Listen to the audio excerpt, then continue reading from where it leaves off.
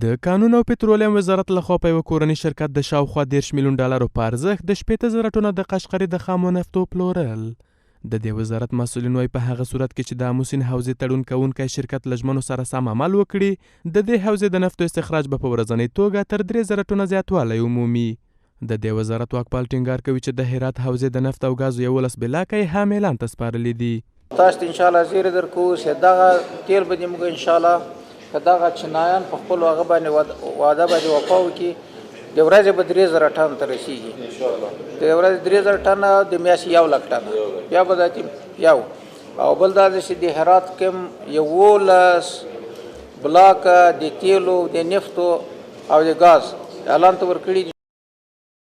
شهاب الدین دلاور همداشاان د هیواد د نفتي حوزو پر سر د پانګونې لپاره د یو شمېر بهرنیو شرکتونو له لیوالتیا خبر ورکوي. ډېر شرکتونه راغلي، تاسو ته هم وایو تاسو موږ افغانان یې، تاسو راسئ نور د سره پیدا کوئ، خارجیان سره پیدا کوئ، یو بلاک ونیسئ، 2 ونیسئ، 3 ونیسئ، درکوي تیل راوباسئ، ګاز راوباسئ، نو که هغه شروع سي هلته به هم دغسې په 1,000 ټن په ورځ کې له بلې خوا د تړون کوونکي شرکت مسؤلین وايي پیرل شوي نفت به په دننه هیواد کې تصفیه شي چې د کاري فرصتونو د رامنځته کېدو ترڅنګ د هیواد په عوایدو به هم مثبت رول ولري.